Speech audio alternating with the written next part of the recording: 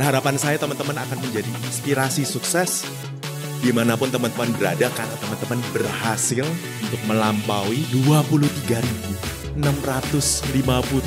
proposal. Tepuk tangan terlebih dahulu buat teman-teman. Mana kira-kira yang akan bisa masuk ke babak berikutnya di DSC 2022 kali ini?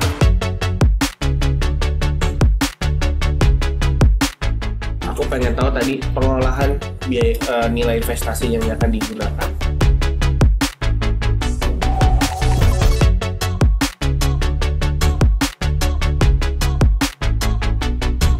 Kalau dari gue pribadi, kriteria founders mentality itu adalah di mana si founders itu bukan soal produknya seperti apa, tapi founders mentality itu tuh mengajarkan bagaimana si founders itu bisa mempertahankan argumen dari banyaknya pertanyaan atau banyaknya keraguan dari pihak lain. Menjadi penting untuk memahami konsep resiliensi supaya mereka bisa membuat bisnis mereka menjadi bisnis yang lestari. UMKM yang tangguh itu bukan hanya dari ekosistemnya, tapi dibentuk dari pribadi si foundernya. Itu memberikan sudut pandang yang baru yang tidak kami dapatkan dari apa yang kami jalankan sehari-hari.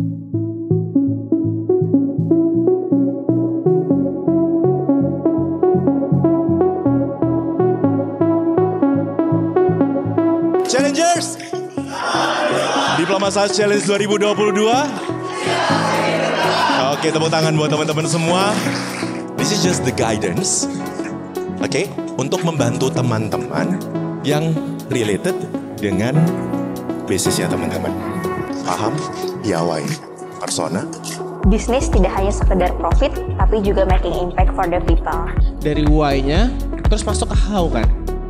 Bagaimana aku bisa dapat produk yang diminati tapi dengan harga yang juga sama terjangkau sehingga orang tetap bisa beli.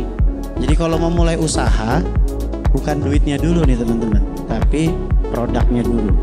Ketika saya punya brand, saya mau brand itu bisa merepresentasikan orang tersebut. Semua di sini ada yang kelihatan dominan, ya kan? Ada yang kelihatan influence. Di sini adalah kerjasama tim. Bagaimana seorang leader bisa melakukan kerjasama dalam bentuk situasi apapun. Penilaian di sini berdasarkan banyak sekali aspek yang muncul. Financial statement, visi dan misi perusahaan, bagaimana kalian mempresentasikan brand kalian dan menyesuaikan dengan KPI dari DSC 2020, yaitu paham, piawai, dan persona. 90% saya sih percaya diri bisa lolos untuk di tahap selanjutnya. Melalui pendanaan ini, kami optimis bisa mencapai ARR senilai 5 miliar rupiah di tahun depan. Bisnisnya menarik, akurasi datanya make sense. Challengers teman-teman, kalian bisa lihat kanan kiri kalian, belakang depan. Itu adalah orang-orang hebat yang memberikan juga energi yang sangat hebat. Berikan juga tepuk tangan untuk mereka dan diri kalian sendiri.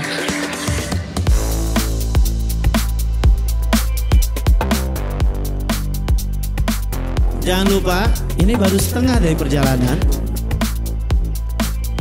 Sejak adanya manajemen baru, Persis Solo akan dibawa ke arah yang lebih baik dan banyak hal yang akan kita lakukan di Persis Solo. Tapi kalau kita ngomongin sustainable growth, kita ngomongin sustainable revenue, sustainable business, banyak hal yang harusnya bisa kita lakukan.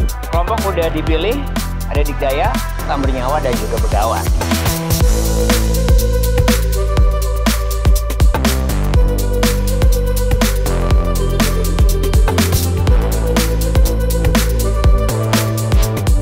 Opini tanpa data is just opinion.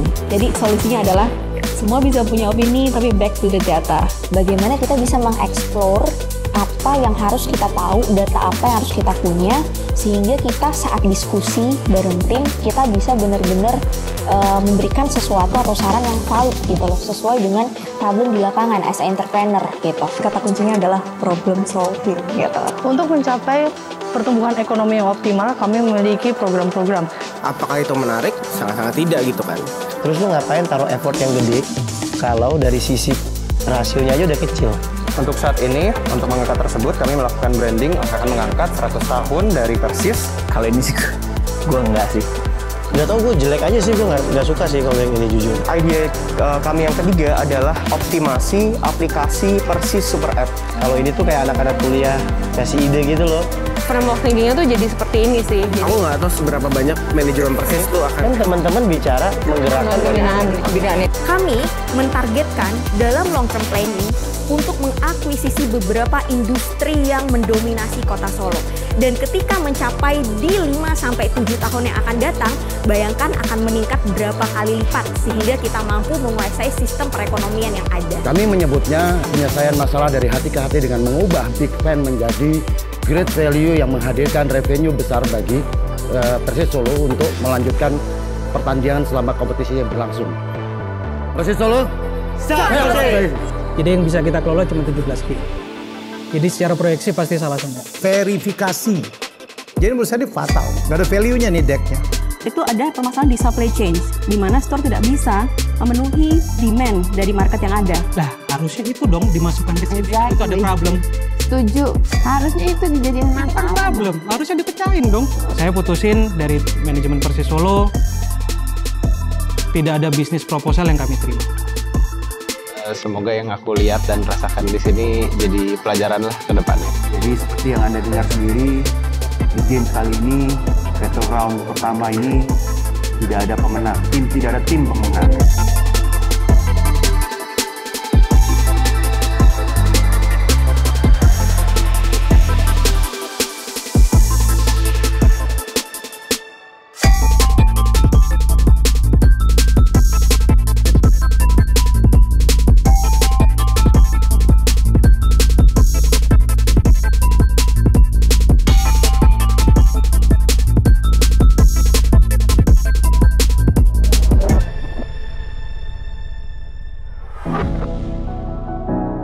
Nanti untuk apa penjelasan nanti kita sambil jalan-jalan di kebun gitu. Siap.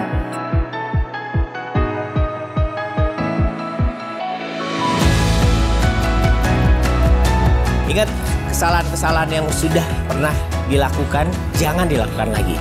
Jadi jangan hanya melihat dari satu sisi aja ya, dan harus realis.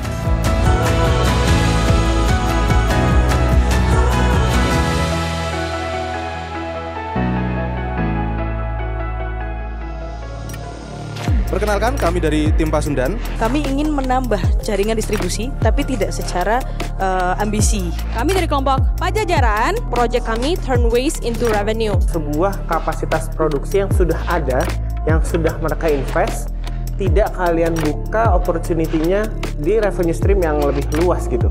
Sedangkan pencerahan ini tuh harus mengubah hampir 75% dari deck. Balik tiba-tiba dapat informasi bahwa kita ngerubah konsep presentasinya. Wah, itu tegang banget sih. Jadi, tapi jujur saya juga agak emosi tadi. Agak emosi. Kita mencoba untuk berinovasi dari penanaman hingga lemon bisa dikonsumsi. Jika dihitung, efisiensi dananya itu ada 8% dan akan meningkatkan tingkat produktivitas hingga 40%. Jadi kalau saya investor, saya nggak ngerti apa-apa. Kami Dekom ini kan mewakili investor. Karena at the end, ya DSC akan memberi hibah modal. Ganesha Sora akan mulai munculkan karakteristiknya sebagai artisan cheese di Indonesia dengan menekankan pada dua hal. Satu, kualitas produk. Kedua, authenticity produk keju karya lokal Bandung. Pada akhirnya kan diversifikasi produk itu adalah salah satu alternatif yang dibutuhkan sebuah brand untuk besar. Cuman ketika dia belum menyelesaikan proses di awal, di hulunya, itu akan jadi another problem buat bisnisnya. Who is your weakest link? Zulfa. Saya sendiri memilih saya sendiri. Zulfa. Diri saya sendiri. Kalau saya mengakui diri saya sendiri. Edar? Saya sendiri Pak, karena saya ketua di sini. Mohon maaf, saya bakal bilang Mas Amin. Oke. Saya bisa bilang Mas Amin. Saya memilih Dara. Saya menunjuk Pak Amin. Memilih Mbak Eci. Pemenangnya adalah Ganesha Sora. Itu 30 menit terakhir yang worth it banget. Kalau misalnya bisa ngulang, tetap akan aku ulang perubahan di 30 menit terakhir. Terima kasih. Anda berdua selamat. Amin, kamu pulang. Mereka siap pulang? Bismillah. Dua-dua selamat.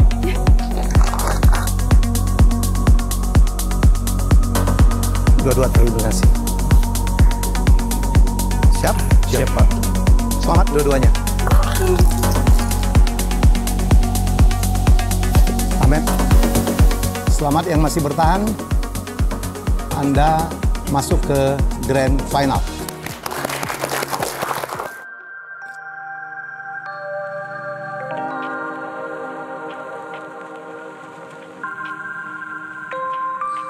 Selamat sudah masuk ke 8 besar dan hari ini ya kita mendapatkan kehormatan kehadiran seorang advisor ya beliau adalah pimpinan dari Wismilak yang demikian concern untuk membantu mengembangkan entrepreneurship di Indonesia. Saya akan panggilkan dan kita berikan tepuk tangan untuk Bapak Ronald Wala.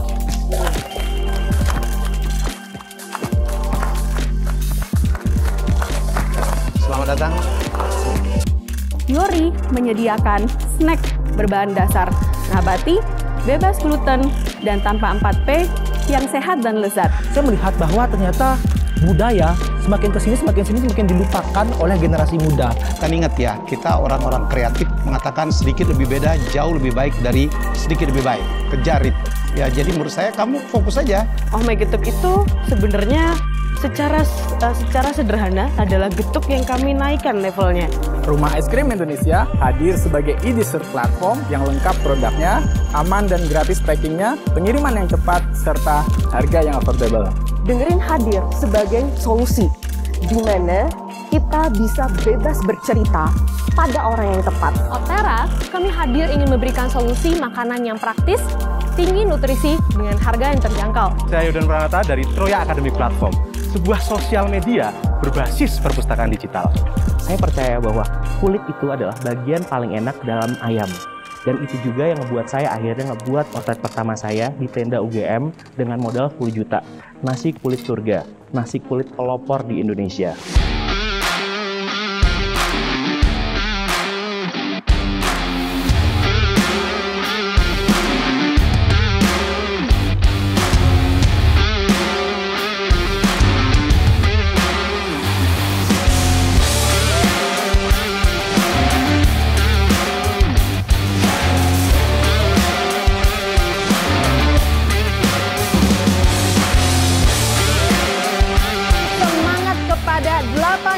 Kita yang berpeluang untuk menerima hibah modal usaha dari Wismilak Foundation.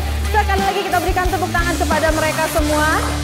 Siapakah dari 8 challengers kita yang akan mendapatkan hibah modal usaha dengan nilai total 2 miliar rupiah dari Wismilak Foundation?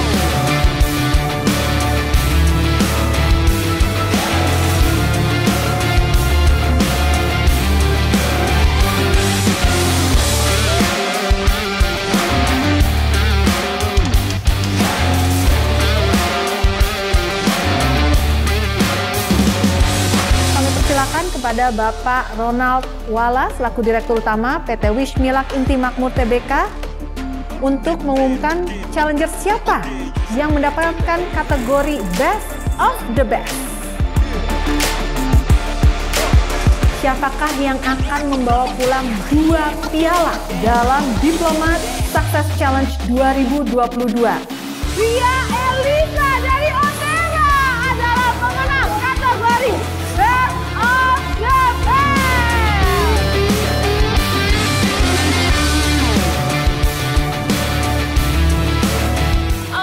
Aku seneng banget tadi dapat 2 kategori. Yang pertama dapat dana hibah dari DSC senilai 250 juta rupiah. Juga dapat penghargaan Best of the Best DSC tahun ini. Seneng banget, excited banget, dan ngerasa tanggung jawabnya semakin berat untuk mengembangkan bisnis lebih baik ke depannya. Mereka-mereka yang sudah bertempur secara fisik, secara mental, mengorbankan waktu untuk mensukseskan Diplomat Success Challenge yang ke-13.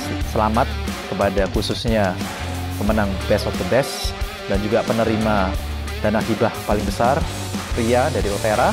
Kalian semua adalah juara. Mari kita hebatkan Indonesia melalui gerakan entrepreneurship ya. Sampai jumpa di Diplomat Success Challenge selanjutnya.